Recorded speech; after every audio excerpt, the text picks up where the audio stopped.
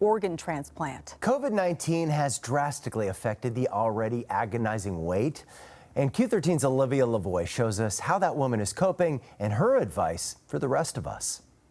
Don't cry, I'm coming back. Imagine not being able to hold or touch your 4-year-old for over 7 months, having no idea when you'll see him again. I believe that I have cried more than I ever have in life. But, you know, you have your good days, and I just have to put things in perspective. Everyone doesn't get this opportunity and chance, so I'm definitely blessed. Joyce Brooks has been isolated from her family since February, living in a hotel, just waiting. Just waiting for the call. Just, you know, every time your phone rings, you're wondering, okay, is that them? Is that, you know, is it time? Is it now? Joyce always knew she'd have to be away from her family in Alaska to be close to the transplant center. But she had no way of knowing a pandemic would hit just weeks after she arrived, severely delaying her timeline. I was reading somewhere, and they said that isolation affects your nervous system. And I definitely can see how that is true, honestly, because it does take you somewhere, you know, that you may not want to go, being alone. Joyce needs a double lung transplant to stay alive.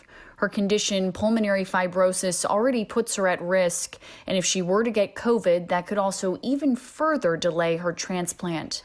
So she has to take isolation very seriously. I journal a lot, which has helped me. Joyce walking. What Joyce is dealing with is already very difficult and emotional. The anticipation, the worry if the transplant will come in time.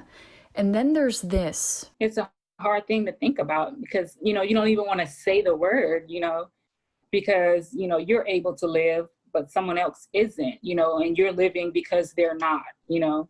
No one really wants someone that to be their reality. You know? But she deals with the pain of knowing someone's death is needed to save her life by focusing on already showing that person love. My words just cannot express, you know, the love, the act of love that they've shown, you know, to be a donor, you know, because I'm just grateful. While her situation is unique to many of us, in many ways she understands better than anyone the fears that the pandemic has brought on so many. She says her advice is to think of the end result when times are tough.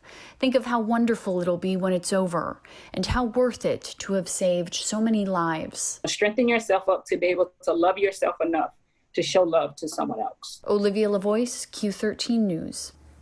Wow, Joyce is clearly a very strong woman. We wish her the best. Absolutely. And if you would like more information on how to become a donor and potentially save a life, all you have to do is go to our website. That's Q13fox.com.